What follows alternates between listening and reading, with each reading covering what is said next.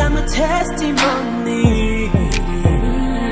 Psalms 118 verses 24. This is the day that the Lord has made, and we should be glad and rejoice in it. I don't know what plans you have for today, but just know that because it's the day that God has given us the grace, we ought to rejoice and be happy. No matter what you're walking into, we do not know what we're going to face in the day, but one thing for sure we know that is that God has good plans for us. And today, because it's an amazing day, we're going to have an amazing show. So guys, welcome. As you have heard, today will be an amazing show. It will be the best show ever. All about testimonies. What God has done for us. You're alive, and that is a testimony. I hope you'll enjoy the show. Your co-host Esther Washama Chero, and I'm going to be your host. Make sure you go with us till the end.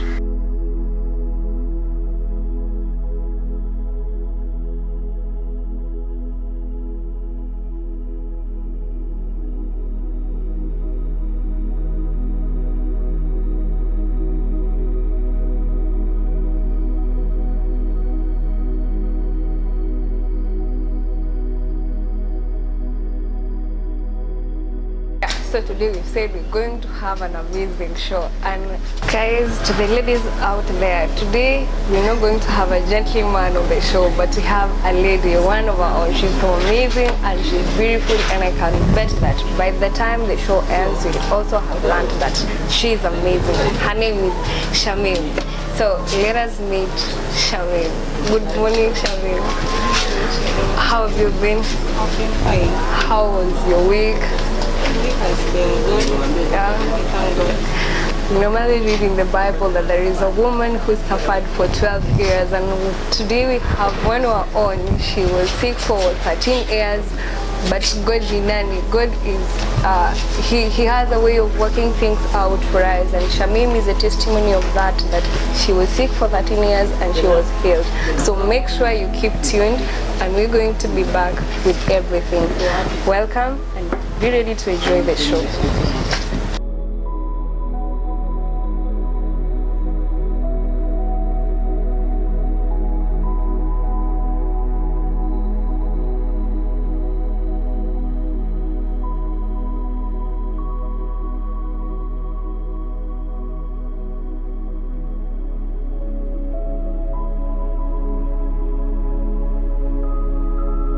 Welcome back, and now we are having the real thing. Shami, maybe you can tell us a brief history about yourself, your family, you have siblings and everything, education, hobbies and life, all those things. We'd like to know you more.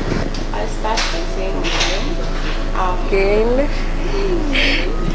Obiambo Shamim. I was born in Kakamega. I was born in 2000, 27th March. I'm the fifth born. I come from a family of 5 children. I'm the last born. I studied in Kakamega up to class 6. Then I went to Eldoret. I then came to Nakuru when I finished my class 8 and my 4. Then I was called to join Pwani University to pursue Bachelor of Arts in Swahili, and I'm so glad I'm here. I love swimming, I love gardening, and I love cooking. So you've said you went to Kakamega, you went to Eldoret and Nakuru. How many homes do you have? Okay, I have one home that is Kakamega, but then my mom stays in Nakuru, and my brother back then was staying in Eldoret, so he hosted me in his school. I started there only 1 year, that is 2013, when I was in class 6, and then he had a transfer, so I had to transfer to and go to Nakuru where my mom stays. I went to class 7, class 8, and then I joined my high school there. Yeah. So Shamim, you said today you're going to tell us about your health story. So maybe you can just brief us while you are coming from Kakamega, Nakuru, Eldoret. Hey, were you sick already? Just tell us how the sickness started. Okay. My sickness started when I was in class 2, that is 2008. I remember well, I was with my mom. We were going to her place her home, my grandmother's place. It wasn't that far, so we were walking. And then I got tired, and then I told her that we take a rest. After resting, I couldn't walk again, so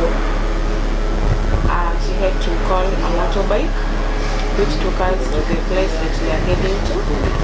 And from there on, I couldn't walk like for distances, long distances. And if I did so, the following 3 days, I couldn't really. So like you were kind of paralyzed, or like you just not paralyzed, my joints, my lower joints. It's called the ankles. yeah. They were swelling, and then the bones, they were cracking. I could hear that. Could hear the bones cracking. Yeah. Did that scare you? So much, because I was still a kid. Yeah. I thought maybe it's just for some time, and then because I liked walking, and maybe kids do play, and then so maybe I was just thinking that it's the games that we do play in school that were making me to think. So Shami, with the things that umesema ulikuwa like you were playing, and you maybe at some point did you ever think sasa ulikuwa unacheza na unaanza kusikia your bones are cracking, did you ever make fun of it, or like it just dawned on you when you're sick? I didn't make any fun because it was painful, really painful, the bones cracking, and you hear that sound. And then, when the legs swell, And what about your friends? Did they like make fun of you, or like unajua kuna hiyo ukiwa mdogo and then you see something so abnormal, you either make fun of it or you sympathize with it? So how did your friends deal with that? Okay, my friends were good. Thank God for them. They didn't make any fun of me. Yeah, I remember one used to carry me from home to school, then back to school Every day. Yeah, she was so good. She was big. Yeah, she was big. Okay, so vile ulianza kugonjeka, you still went to school, or you had to keep it on a pause, or you went to school having in mind that ni kitu tu ya kawaida na nitapona? Since when you're a kid and then you're sick, you are given maybe Panadol, so you just console yourself and then you say, I'll be fine, let me just go. So I used to go to school and back, but then it reached a point, the pain was intense, and then so I didn't go to school for a whole week. I stayed at home. So you stayed at home without taking any medication? You took painkillers or herbs za manyumbani, or you just stayed home resting? I was taken to the hospital, and then I was given an injection, hoping to get better, but So after you went to the hospital, the doctors didn't make any diagnosis, or they just gave you injections and everything? They said they are just normal swellings, and so they gave me the medication. I went back home. How did that, with the fact that you were sick but you're still going to school, like your time with you, you managed? Did the sickness become severe, or it reduced as time went by? I can say the sickness back then when I was in primary, it was on and off. Bearing in mind that I said earlier, I couldn't walk for distances, long distances, so I had to avoid. When I could walk and then I feel the pain, my sister could take me to the hospital. I get the injection and then come back. So Shami, kuna that trauma that comes with people insulting you and talking things about you. You say that your teachers used to make fun of you, calling you the queen, the first lady, everything. Did that in any way maybe affect your life, and how did you cope with that? Yeah, it affected my life. I stopped taking lunch from the kitchen, the dining hall, the school dining, so I could eat from home and come to school. I could stay hungry the whole day. because you know you can't eat faster using that small spoon. Sasa ilibidi niwache kukula shule, nilikuwa nabeba maji, si you know kukuwa na maji unaweza survive. So nilikuwa nakunywa maji the whole day mpaka nirudi nyumbani ndo tena nikule, because it was so painful. And now with your jaws, like, were you choosing the type of food, like soft food, or you could just eat any type? I used to eat rice, ugali, but not the hard ugali, you know, you can take that. Yeah, nilikuwa nakula vyakula rahisi. Now, what about your parents? Like you said that you started becoming sick when you were in class 2, and now you're in high school. Obviously, you went to the hospital. What was the reaction of your parents? Like, you've tried this hospital, it's not working. You know, like, kuna kwaga na hiyo pressure that also comes from the neighbors to the parents that, na hii familia, the kid has been sick and they're not doing anything. How did they react to that? Okay, I stay with my mom alone. Then she took me to the hospital. There's a certain hospital in Nakuru, and then I was tested. Yeah, they took a sample, they tested.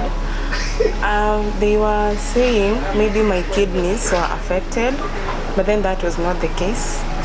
It happens that I had arthritis, that is. And I thank God, because when you know what the problem is, you now start focusing on it and you treat something that you know it's there.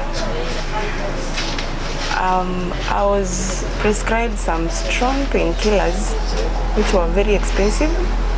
I took them for a while and then I had to stop because you know they were taking a lot of money and there was no improvements, you know. So I could just take a lot of water, because that is what they said that I am supposed to be taking a lot of water. You know, when the legs swell, I don't know how this body is, but you know, miguu inakonga connected like na kidney, I think, something like that. Because kitu ya kwanza niliulizwa kama nasikia pain huku. I said no, because sikuwa nasikia any pain. Sasa nikaambiwa nikikunywa maji mengi itazuia at least isi affect kidneys. Yeah. Now, your parents have taken you to the hospital and like the results are still the same. What was the effect that had on them? Were they worried, or basically you said you stay with your mom? How did your mom take that? The siblings, the people around? Well, my mom is an amazing person. She believes in God and her faith is just unshakable. You know, when we go to the hospital and nothing changes, she could just tell me to trust in God, because He's the giver of life and He knows what is happening to me. She believed at some point I could get help. And as much as your mom was talking all those about trusting in God, and you yourself, you know that I'm trusting in this person and he's not doing anything. Do you at any point felt that my mom, you know, in church, I want to me trust, and when you class too, and as I bado tunaniambia ni trust, na kuna anything that happened, did that shake your faith? I can say at some point, because you know, that's a very long period. Let's say 10 years. From 2008 to 2018, that is when I was in form 3, you know.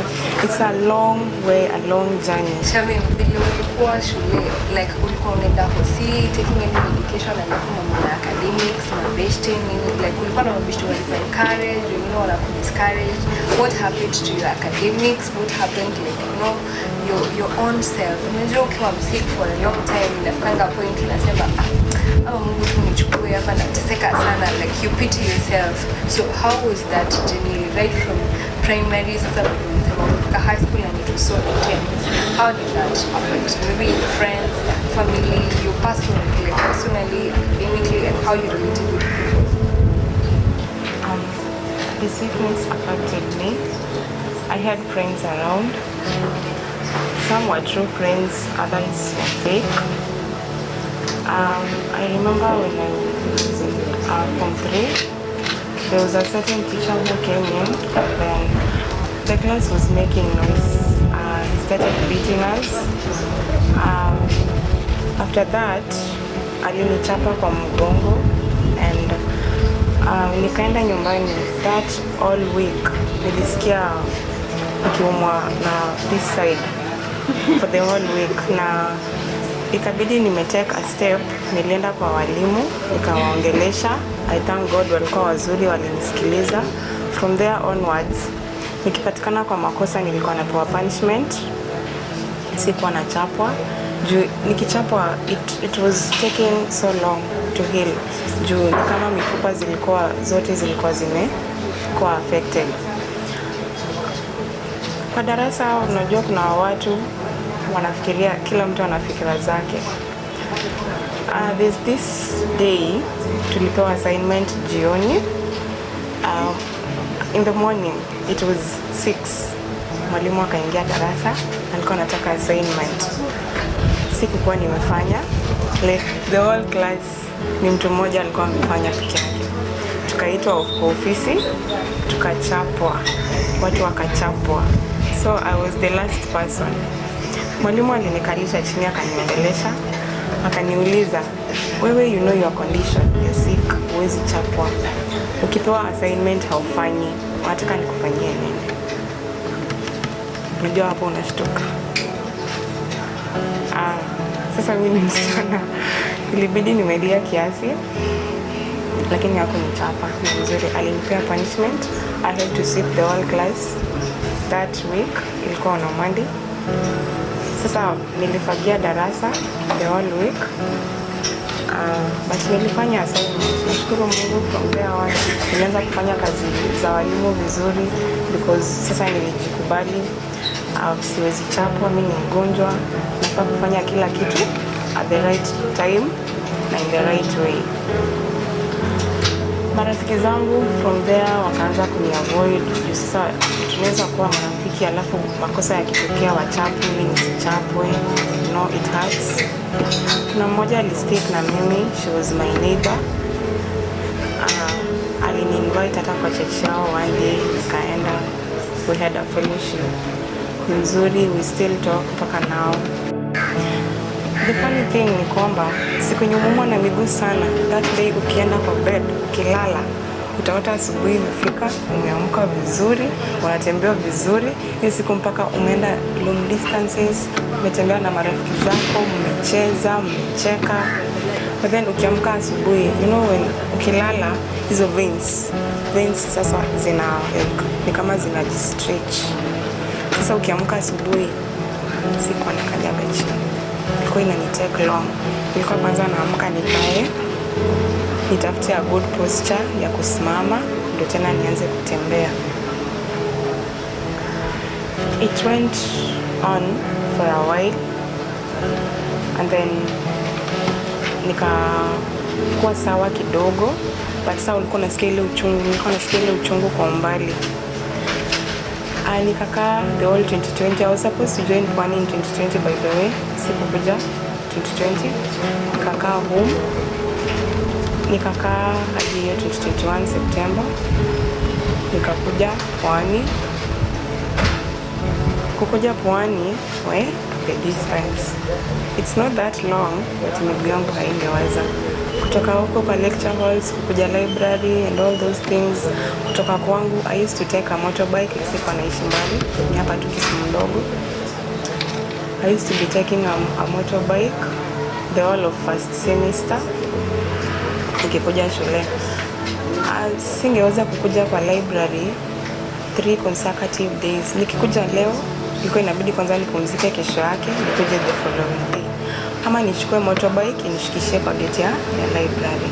Iliendelea hivyo hadi tukafunga shule, nikarudi kwetu kwa mamangu Nakuru. Unajua Nakuru huwa sitoki, ati nitumwe sijui mbali kwa duka, kwa soko. Tunaishi kwa estate. Tukakaa the whole holiday. Nilikuwa na meza tu hii dawa ya kutuliza hii sometimes inaua panya, inaitwa that one.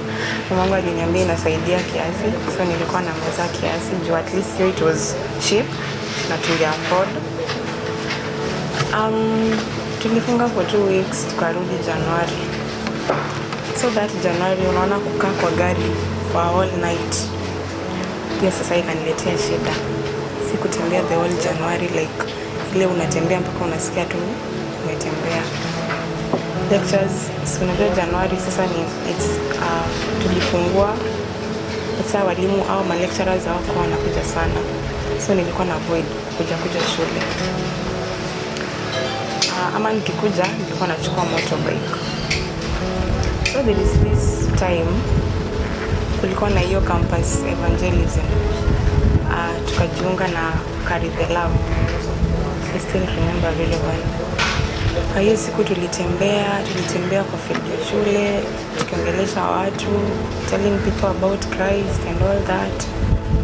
Tukazunguka for 3 days. Siku ya mwisho wenye Carry the Love walikuwa shule, hiyo siku tulikuwa na fellowship LTW.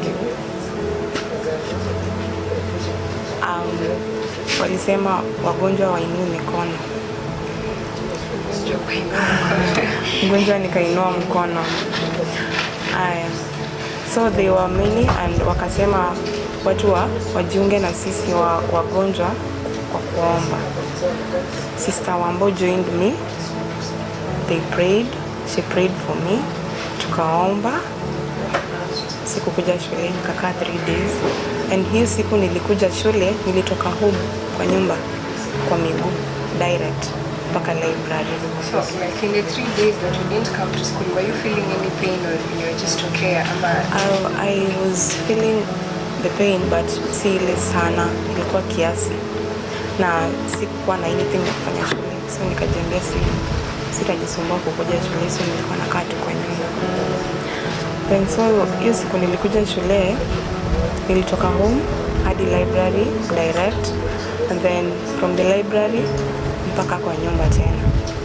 Trust me, that day sikufeel any pain na ilikuwa mchana. I had to come back to school jioni for the class fellowship, na bado nikarudi kwa nyumba, sikusikia anything. Nikapigia sister wangu, she gave me her number. Nikampigia, nikamwambia the sickness that I had, sasa nimetembea nimeenda library, nimetembea nimerudi. Ndio mimi nimetembea nimeenda shule, nimerudi, sija feel anything. So basically that was the first time you worked in but without using motorbike to all this time of what you were bossing. And not bossing because you like, but bossing because you have condition. Akaniambia tuombe tena. Prayed over the phone because she was not in Kilifi. Prayed over the phone na nikamshukuru sana. And I told her myself, one day I'll taste it.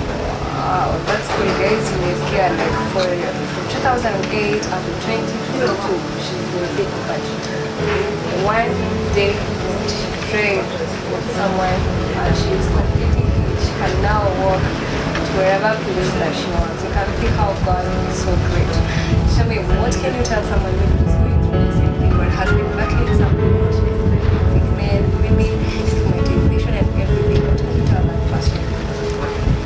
What I can tell the people out there who are going through any challenges, some stigmatization, trauma, believing in God is the key. When you trust in God, like you build your faith in Him, you believe in Him, you trust in Him. I want to tell you that when you do all that, God will never forsake you. If He did it to me, and you remember my faith at some point, it dropped. But then just take yourself, worship Him, you glorify Him, you trust in Him, and you believe in Him, you'll be okay. So guys, that's the story. Let's take a break. Back with the final thing. So guys, there's still hope after everything. No matter the situation, God still has his own way of bringing you up. Shamim here has been sick for 13 years and now he's singing a song of joy that she is healed. Now Shamim, being sick for 13 years, now what can you tell to that person who is there outside that maybe amekuwa mgonjwa for long, maybe anaona there's nothing he or she can do to get out of the situation? What can you tell to that person? What I can tell a person out there that maybe has gone through the same problem as mine, or maybe they are passing through situations they can't solve on their own, we have one God. Yeah, it doesn't matter the religion that you come from. God is still the same God, and God that healed me is the same God that can heal a person there who is going through something different from mine, or maybe the same. What I can urge people out there is to have a strong faith in God. It doesn't matter what you do or what you're going through.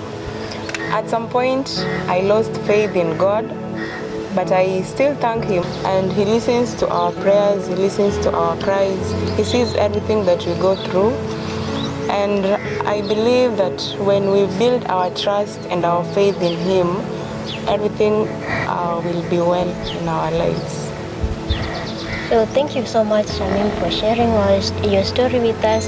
I hope you guys, you've been so much encouraged by story ya Shamim. Ame give her story of her side of the story, how she has been suffering with a disease, and now God ame heal. We thank God for that. Thank you so much guys for watching, and don't forget to comment, share. See you next time.